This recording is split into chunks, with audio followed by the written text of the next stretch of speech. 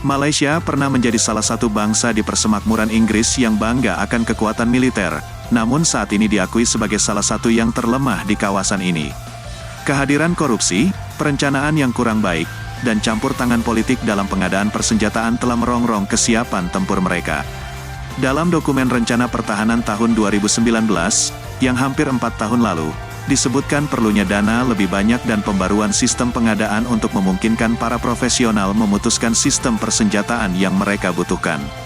Namun, proposal PM Anwar Ibrahim untuk meningkatkan anggaran pertahanan sebesar 10% untuk mendanai pengadaan akan ditunda karena pertimbangan anggaran terkait dengan ekonomi yang lesu, diproyeksikan oleh Bank Dunia untuk tumbuh sekitar 3,9% pada tahun 2023, turun dari perkiraan sebelumnya sekitar 4,3% pada April.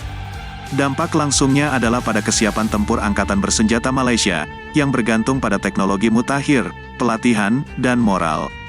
Tanpa pendanaan yang memadai, ketiga elemen ini akan terpengaruh, yang pada gilirannya akan merusak kemampuan penangkal strategis yang telah direncanakan negara.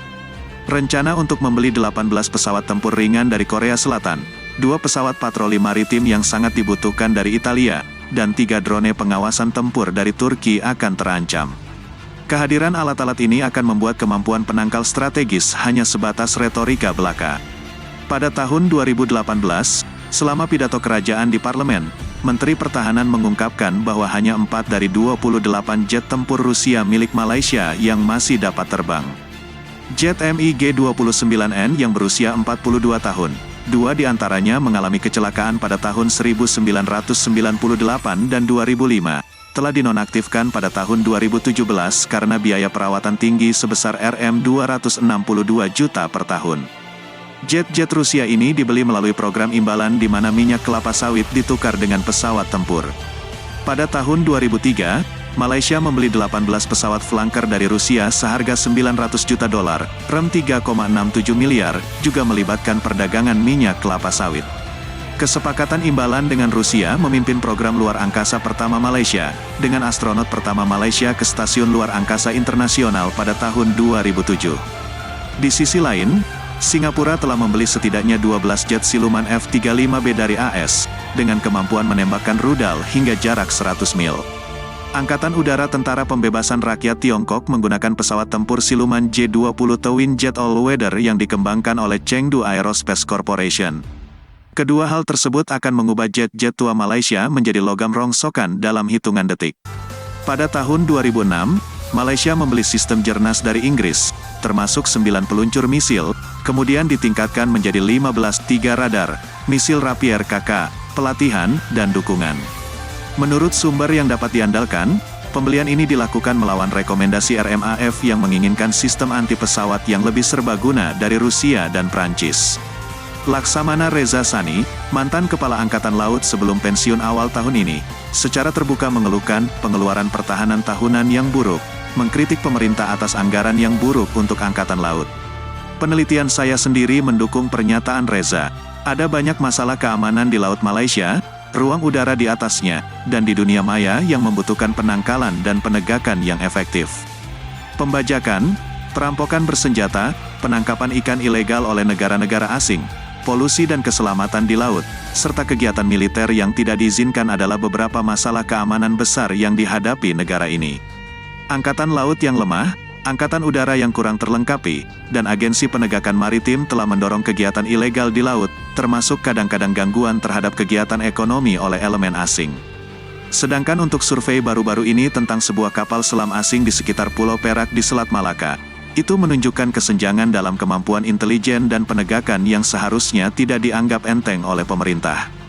Tegangan yang timbul dari rivalitas AS Tiongkok di Laut Cina Selatan, misalnya, akan menimbulkan tekanan lebih besar pada pasukan keamanan yang akan sulit untuk merespons setiap kemungkinan. Karena alokasi dana yang rendah dan tidak pasti, RMN terbebani dengan kapal-kapal tua, dengan 58% kapal dalam layanan jauh lebih tua dari HTMS Sukhothai Angkatan Laut Thailand, yang tenggelam pada tanggal 18 Desember tahun 2022.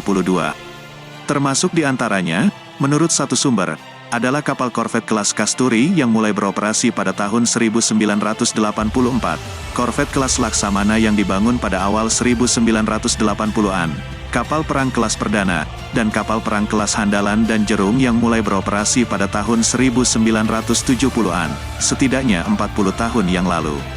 Kapal-kapal perang KD Sri Perlis dan KD Sri Johor yang mulai beroperasi pada akhir 1960-an, bahkan lebih tua, masih dalam pelayanan. Dengan tetangga-tetangga terdekat, anggaran militer Malaysia rendah dan menyedihkan. Sebagai persentase dari PDB, anggaran militer tidak pernah melebihi 1,5% dalam 20 tahun terakhir. Satu-satunya kali melebihi 4% adalah pada tahun 1981. Sebaliknya, Singapura rata-rata mengeluarkan 6% dari PDB-nya untuk militer selama 2 dekade terakhir. Meskipun sebagai persentase dari PDB, pengeluaran Indonesia lebih rendah daripada Malaysia pada tahun 2021, rata-rata pengeluarannya telah meningkat sebesar 11,52% sejak 2002. Indonesia menghabiskan 8,3 miliar dolar untuk militer pada tahun 2021, lebih dari 3 kali lipat dari apa yang dihabiskan Malaysia untuk tahun yang sama. Studi baru untuk tahun 2023 menunjukkan bahwa anggaran militer Indonesia untuk tahun 2022 adalah 9,1% dari anggarannya, dan pengeluaran Singapura adalah 11,9% dari anggarannya. Dalam perbandingan ini, anggaran MAF telah berada di sekitar 3,8 miliar dolar, kurang dari 1% dari PDB dengan kenaikan tahunan minimal selama dekade terakhir. Menjadi suatu kebingungan bahwa Singapura dan Indonesia mengeluarkan banyak uang untuk perangkat keras militer ofensif dibandingkan dengan Malaysia. Perangkat keras militer ofensif biasanya diakuisisi untuk pertahanan terhadap ancaman eksternal. Jarang sekali aset-aset ini digunakan untuk tujuan domestik. Apakah para perencana kebijakan mereka mengantisipasi ancaman militer eksternal yang serius yang tidak terdeteksi oleh rekan-rekan Malaysia? Kita tinggal di lingkungan yang sama, yang berarti negara-negara ini menghadapi ancaman eksternal yang identik. Hal yang dapat membuat para prajurit senang adalah mengaitkan biaya dengan ekonomi, yang akan memberikan Mindef lebih banyak uang ketika ekonomi lebih kuat dan sebaliknya. Menetapkan pengeluaran sesuai dengan ukuran ekonomi akan memastikan kepastian perencanaan jangka panjang. Laksamana Reza juga meminta pemerintah untuk meningkatkan alokasi tahunan untuk pertahanan hingga 1,5% dari PDB. MAF membutuhkan dana lebih untuk meningkatkan kapasitas tempurnya dalam menghadapi ancaman eksternal.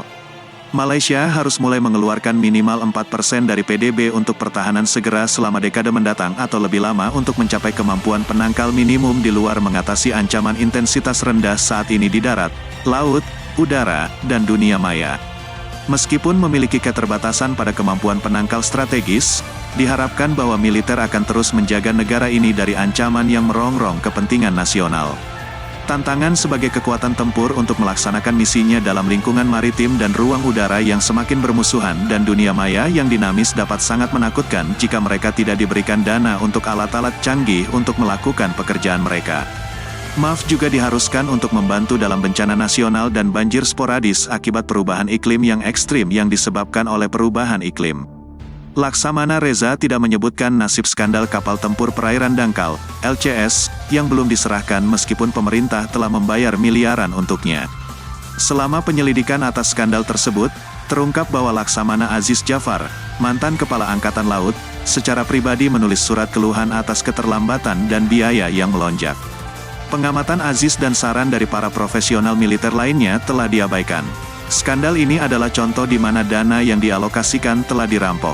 Militer kemungkinan tidak memiliki pengetahuan bahwa mereka digunakan oleh politisi dan kroninya untuk membeli peralatan, terutama yang tidak memenuhi spesifikasi teknis dan operasional mereka.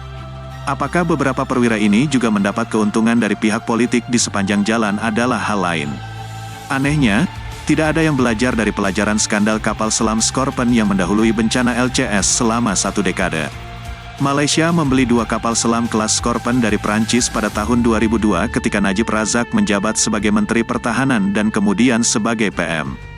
Perusahaan Malaysia senilai 2 ringgit yang dimiliki oleh kroni Najib menerima komisi sebesar 114 juta euro untuk pembelian tersebut.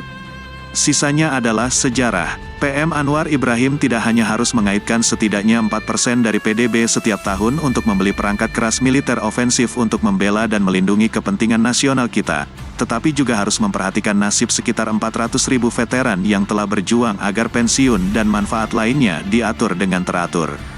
Mereka telah mengorbankan nyawa mereka demi pertahanan negara ini. Cara pemerintah memperlakukan mereka memiliki dampak langsung pada moral prajurit dan perwira yang masih bertugas.